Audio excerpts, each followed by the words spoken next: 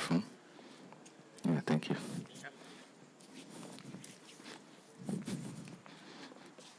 Okay.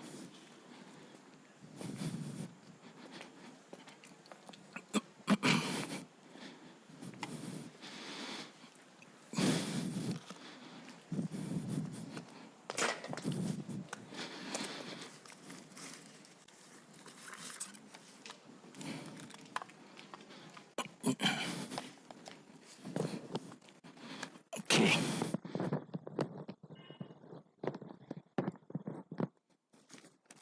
A lot of the time, I get the microphone entangled in my glasses and then, boop, this breaks.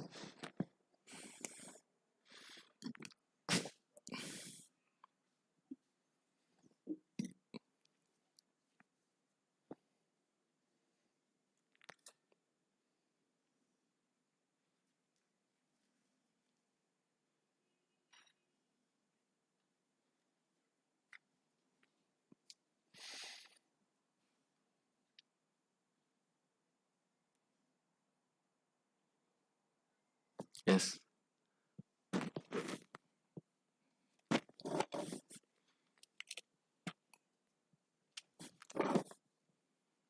It's okay.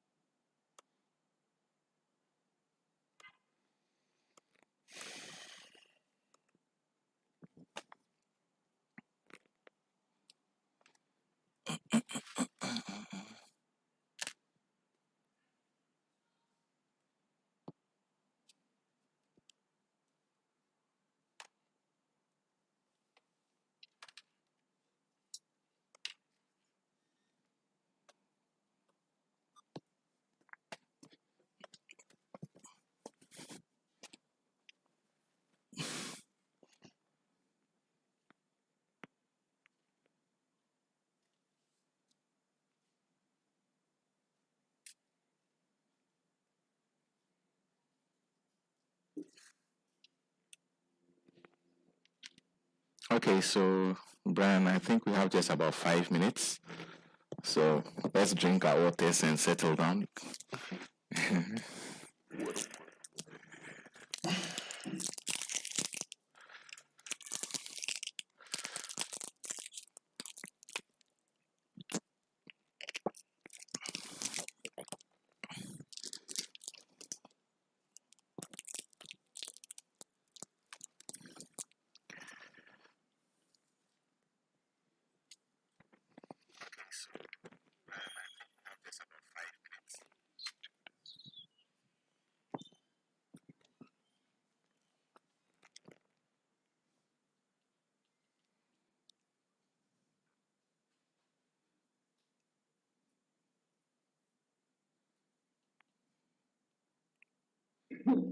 So, Ato, about your paintings, when was the last time you did any exhibition? So you mentioned that you are taking a break from. That was 2019. Oh, that's quite a while ago. Yeah. Oh, I see. I guess so. Brian Ato is an artist. From conversations with Ato, it does seem like he kind of oscillates between art as like fine art and then poetry. I think he's now in the poetry phase again. So, yeah. Of course, I am sure you've seen each other's bios. I'm going to start by going through the bios and basically introducing you to our audience, and subsequently we'll follow as much as possible the prepared format.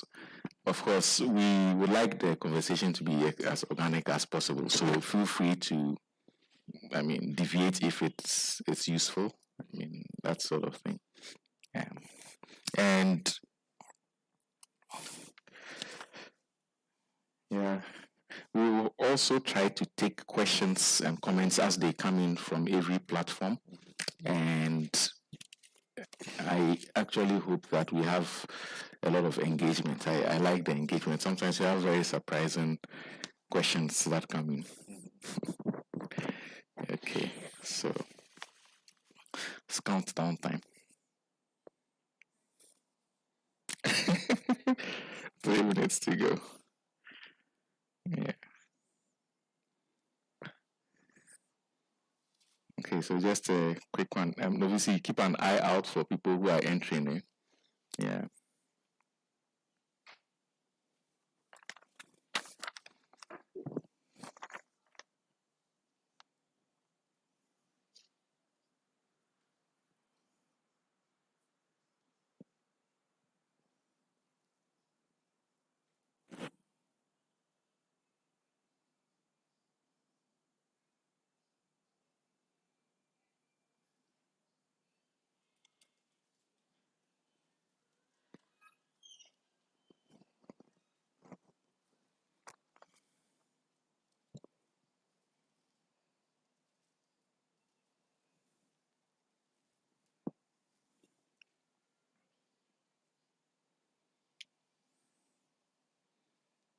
It's kind of a bit counterintuitive because we see Brian behind us.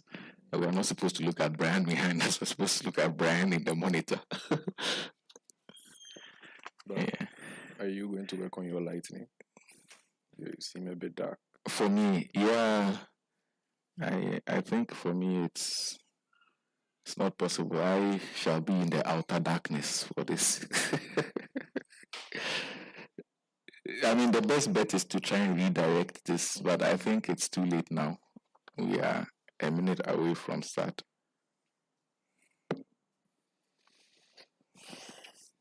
No, see, I think let's not adjust anything else, please. Yeah.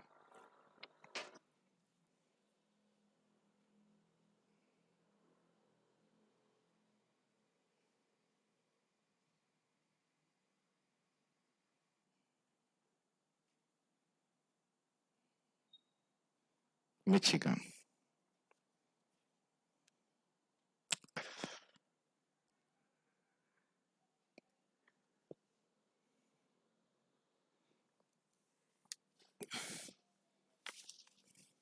I don't know. Have we ever discussed the festival? The Peja, the one whose T-shirt I'm proudly wearing. We haven't. We haven't. We have to sort that out. After this, we'll have to bring you up to speed and all that. Okay, good. All right, so then, showtime.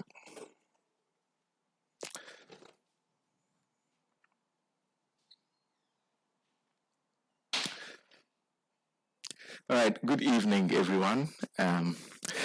It's a pleasure to welcome Poetry Time at Goethe Abansuro. Today is Wednesday, the 8th of September 2021, and as usual, we are coming to you from the Goethe Institute with another evening of poetry readings. Tonight as well, we are going to be connecting you with poets from different parts of the world. We have one of our guests joining us from the United States, and the other guest is seated firmly with me in Accra. I would like to indicate that this program is currently being streamed live on YouTube. We are also on Facebook and Instagram. Of course, guests are joining us also via the Zoom platform, and we have some guests with us in person at the Goethe Institute. So I'd like to welcome you all joining us via these different means to tonight's reading. I'm joined by I'm joined by Brian Gyamfi from the United States of America. He is a Ghanaian American poet.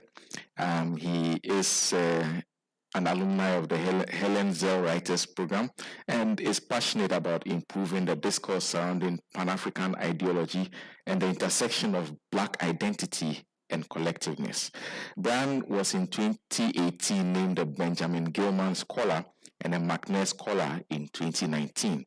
In 2021, he was named as the winner of the UGS Student Writing Flag Award for his poem Like Electricity Over the Macambo Village. Brian is joining us via Zoom from Michigan in the United States. Our other guest is Bernard Ato Kwamena, also known as Ato Kwamena Boxer. I'm going to be introducing him as Ato Kwamena Boxer and call him Ato Kwamena Boxer throughout the evening, but his real name is Bernard Ato Kwamena. He's a Ghanaian artist and a poet, and he resides and works in Nsawam in Ghana. He has a background in agriculture. And I'll just say a little bit about Ato's art. Using art, he explores more with colors on canvas by employing various everyday human lifestyles and activities in their various spaces to express his emotions and feelings. Ato feels that art is the expression of every and anything beyond the limit of common and familiar. And Ato is taking his art and sharing it with the world via painting and also via poetry. So welcome, Brian. Welcome, Ato. Thank you. So for this evening, we've selected a number of themes and we will present the themes to our guests and they will respond with poems that fit or at least go close enough to their theme. But for tonight, we want to discuss the place of introspection.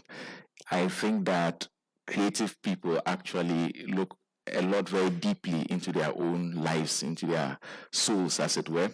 So we'd like to talk about the place of introspection. We would also like to talk about faith and religion, or the lack of faith and religion, which is entirely a very human thing. We want to see how this affects the poet in the ups and downs of life's journey. We also want to probe the thoughts of the poet on difference, togetherness, reflections on the past, the present, and the future. And ask the final question, is the poet a prophet as well? So I think that we will like the poets to say a few words about themselves as artists, as poets. Let me start with you, Ato. Do you have anything to share with our audience about what you see yourself as presenting to the world as an artist and as a poet? Okay. As an artist, I feel it's the duty of the artist to make sure that the creation process doesn't stop. It doesn't. If you are doing painting, for instance, and you feel like you can paint for a certain period of time, try writing. Try reading a book, try photography, try something else that still embodies that concept of art. So it doesn't limit you or you don't find yourself wanting by not getting new materials or something like that. Like just keep yourself busy all the time concerning art. Yeah. So with poetry, I feel poetry is basically everything that's happening around us. So what somebody said to you didn't like, somebody said to you that you're happy about, something you thought about, something you just chanced upon. That's instance that emotion has to be called upon, like to react. That whole process is how the poetry begins. If you concentrate on it enough, you'll be able to write it down. If not, you will lose it for another day. Yeah. But you talking about trying to express yourself in different forms, of art, suggests to me also that you might find it possible to merge the art forms. Yes. So when you are doing a painting, it's not just a painting, but you can infuse the concept of poetry. Exactly, Yes. And is that something that happens for you in your painting, in your poetry?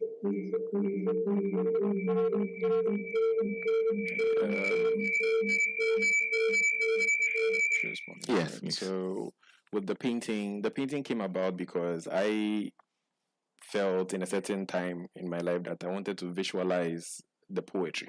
Mm. And then I realized that the more painting I was doing a different kind of poetry that I hadn't written yet. Mm. So now I found myself painting and now figuring out what to write about the painting instead of just visualizing what I've already written.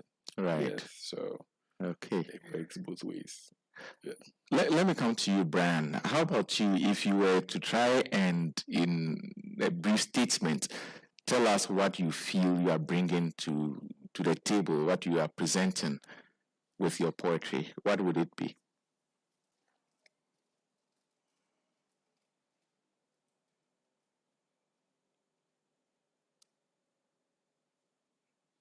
Brian, can you hear me?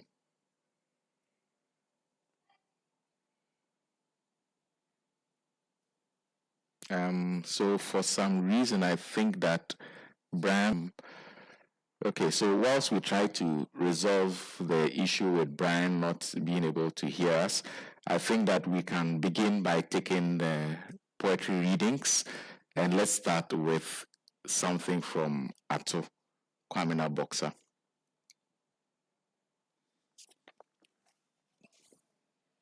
All right. The title of this poem is On a Planet Called Earth.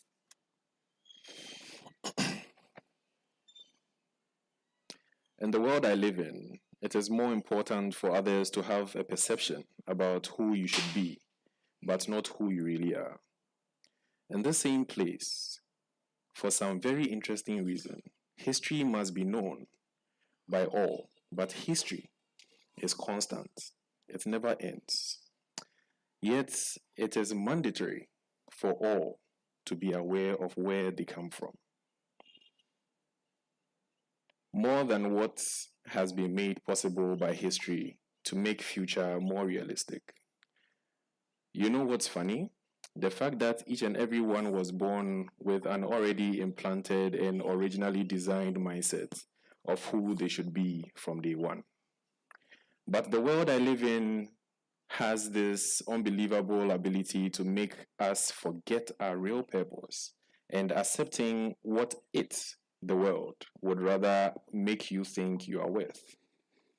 There's a reason you are not happy where you find yourself, and that reason is simple. You are not supposed to be there. The world I live in is so persistent to kill what it doesn't see fit, to the extent that those lucky few who actually live their real foundational purpose would not have it on a silver platter. The world I live in has a lot of scars and is deeply wounded. The best we can do to help it is to try and heal it. But even the scars that would remain in the end won't allow it, the world, to forget. I live in a world called revenge, and its wounds were caused by pests and beasts we, the persons, have named: starvation, poverty, greed, disease, barriers, and the most ferocious, evil. The world I live in was made perfect in the beginning. I was born to see this world, and in my eyes I saw splendor and beauty. But in the eyes of those before me, they had seen better days. How am I not to be a reflection of the older generations I came to meet? And the cycle continues for the younger generation who would come to meet me. Again, history. I live in a world where history isn't allowed to stay antique, but a world which prefers to repeat history almost like it hasn't fulfilled its goal yet. A world where new ideas are discarded and forgotten in time, but found again in another era and introduced as discoveries. A world which values the valueless and ridicules the brilliant. A world where dumbest things could make an individual the richest person, A world where only the strong-willed survive and the weak serve to keep the wealthy rich. A world where carnal understanding is the standard of processing any given situation. A world which is blind. A world which is so blind it cannot recognize itself in a mirror of many colors. Where nothing matters but the infinite realization that race is just a limitation caused by confusion. The world I live in, it grows accustomed to its abuse. The problem is not the world, but its complicated inhabitants. The end. Interesting that you consider that the inhabitants of the world actually are the problem and not the world per se. But I will ask also that, Ato, if you speak up a little bit so that we hear you more clearly. So, Brian, are you able to hear us now?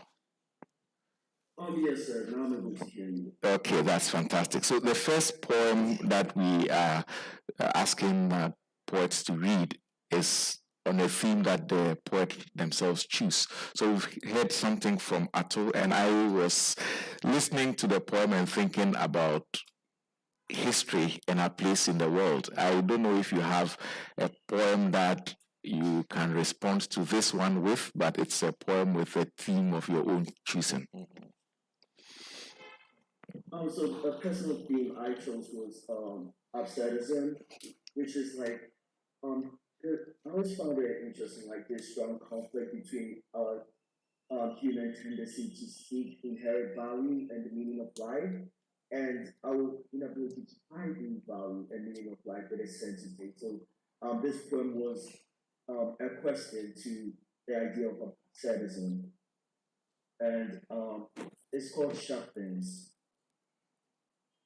One of them is a creature, the other is not. God, soberness spurred through my mother's flesh, which bleeds both sides, while the sun burns the ground. Forgetting the sky's lover, she is sober, no longer, she is not. I do not know. I do not want to know. I'm not. What you thought was good and worthy, in spite of everything, moving. I wondered if my jokes ever did conjure up a hidden laughter, or if it was wise to sketch the constellations in our arms, the syringes. You're dripping in neon paints, your skin is melting, mermaids everywhere. So swallow my blood and I yours, and shit on all the hypocrisy. Shit, I wonder what cage you broke out of to be mine. I hate it when you.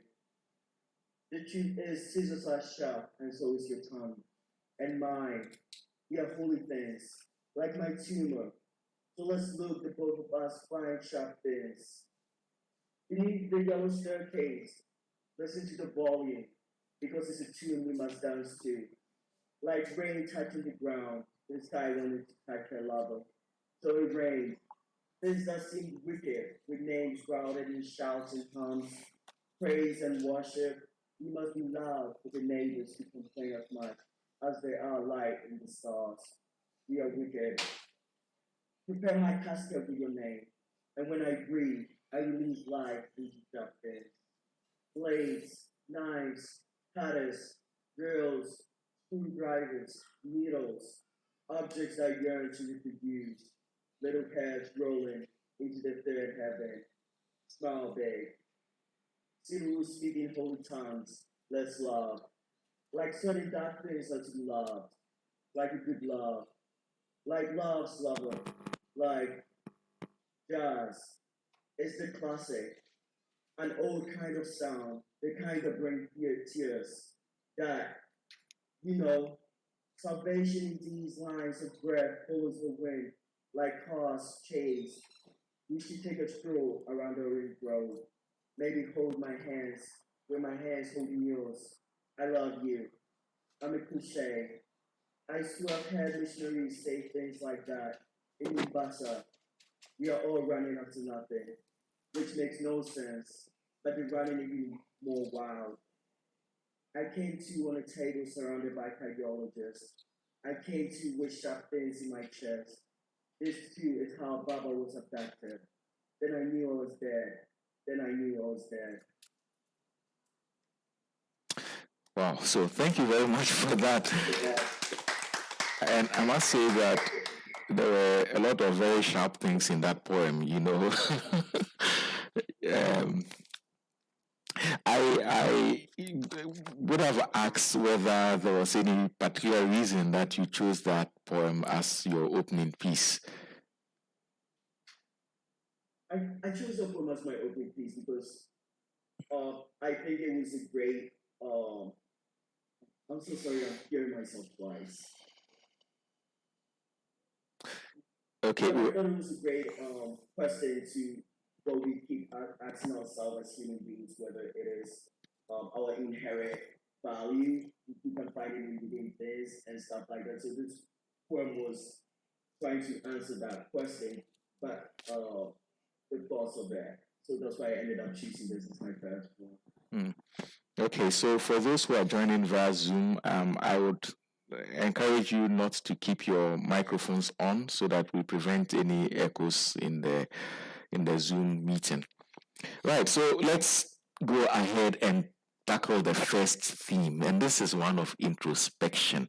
You know, looking into one's self, looking into one's soul, trying to figure out what a person really is doing in the world and all that. I think this is something that poets in particular go mad over, right? And they look too deeply into their own souls and probably can't understand why other people don't do the same. So let's talk about introspection. What have you seen when you looked into your souls? Let me start with you. Let me start with you, Brian. Let's see what you have to say on the theme of introspection.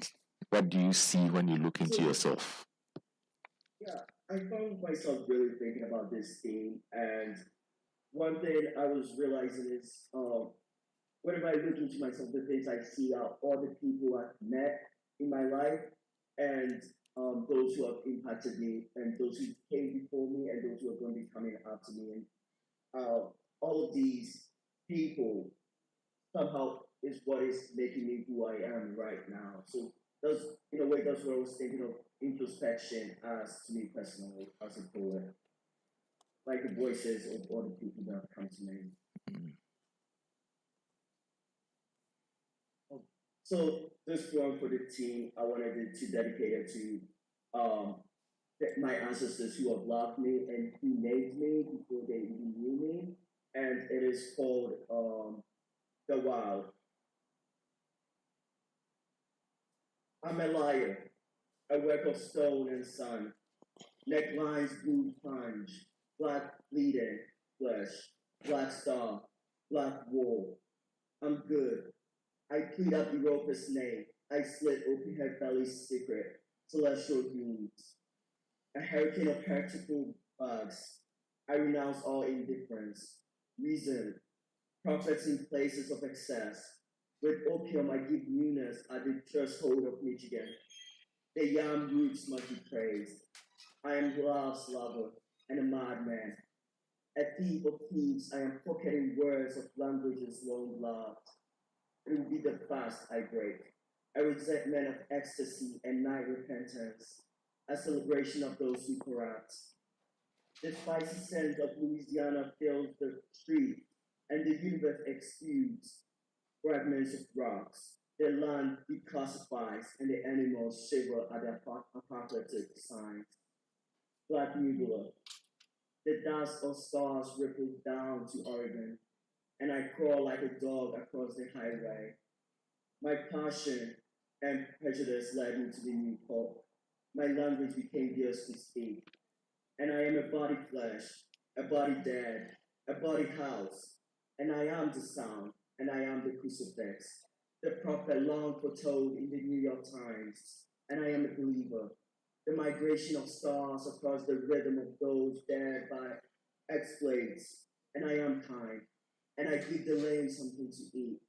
I drift for scented oranges through Chicago, and I am a body, and my body is a shelter for the lepers of Missouri, and a world for those in California.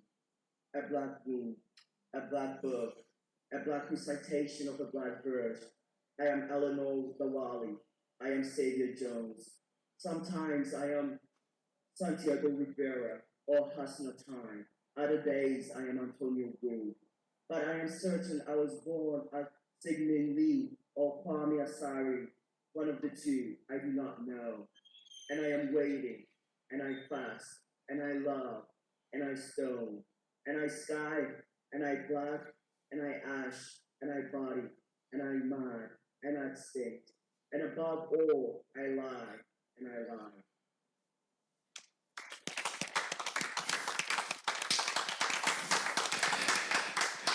Yes, looking inward and seeing so much of the outer world and even seeing way back to the ancestors. That's a really nice piece. I enjoyed it. And let me come to you, Ato. We want to get a response. What do you have when you look into yourself? Okay. When I looked at myself, the more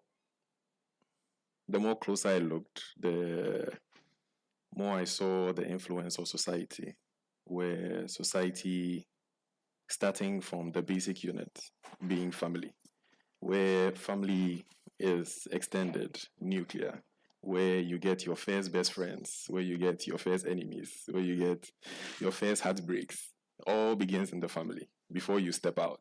You get it? But we don't process the family faults readily. We are able to identify what somebody else has done to us readily than what is happening right in front of us. Yet it is when trauma comes in play later on in life that you start acknowledging everything from where it started. Then you start pointing fingers. Then you start building up things that should have been broken a long time ago. Yet, so that's what has actually helped me in writing, because the memories didn't go. You get it? So the more the memories linger, and the older you get, the more filtered it gets for you to understand what was, comparing it to what is to come. You get it? Yes. So let's have a poem then. And for those joining us, you can send in messages, and we are picking the messages as they come. Already, I think I have one message from Instagram, and so you can send in via YouTube, via Zoom, via Instagram, and via Facebook. We'll pick all those questions and comments, and we'll share them with our guests. Ato? Yes. All right. I can say what is, or I may choose to say what isn't. The decision that will be made would show you if I agree or I do not. Simple. I can decide myself to be or not to be, but whatever happens in the end would be my judgment, not yours. Simple. If I stand before a mirror and believe not what I see, it is not the fault of the mirror, but the present reality in which I find myself. Simple. I could tell you lies, believable lies, and every word would mean 1,000 others to you. How can you blame me? It was your choice to accept defeat in ignorance. Simple. Who I am presently and who I used to be are very identical strangers. No relation to anything, but both are the same person. The difference is they have learned to know and accept each other, all for the sake of I told you so. Not to blow a horn that isn't mine, but who you think you see is still new to me. Simple. It is not my choice to live this reality. It is not my like to resemble. Why break me? It is not my choice to remember. Simple. All the companions I have put under affiliation are purposely stationed where they find themselves. They are arranged according to strengths and weaknesses, and evened out by character. It is my design. Simple. The devils I know compared to the angels I recently came across seem to be of the same species. Trust is the reward sought after, and all have a fair chance to try. Simple. What my eyes see is for them alone. What my ears hear are for them alone. What I decide to share is for me alone. Simple. Differentiating between dreams and imaginations is also hard as it is. I cannot waste time on false realities when all dreams are real to me. Whatever is happening right this moment is very intentionally played out for all to see. This isn't rocket science. Simple. When the scratching of memory reminds me of scars permanent, how dare I not take a stroll along the same path? Darker darkness has passed me by. Brightest bright became dim. Truth. Simple. What is being seen hasn't been seen yet. What is being said hasn't been said yet. What is being thought hasn't been thought of yet. The endless pointlessness of the cycle of repetition. Pointless. I'd rather take a left. The right is a little too crowded. Simple. What I see in darkness is nothing, so I close my eyes and keep walking. And I haven't hit anything yet. You see in light. Tell me what you see. It's called differences. Simple. The end. Wow. So you have this reframing there, simple. Yes. Simple. But I mean, listening to the poem, you are presenting really very complicated ideas, and it's, I think it's quite dense what you are presenting. It's not really a very simple poem, and thank you for that piece as well. So those poems that we heard were a response to the challenge posed to the poet when you look into yourself. We've heard something from Bran with readings. And this is about your perspectives on history. This can be your perspectives on personal events, things that have affected you as a person, or things that have affected you, but not directly, but because they've affected the globe more or less.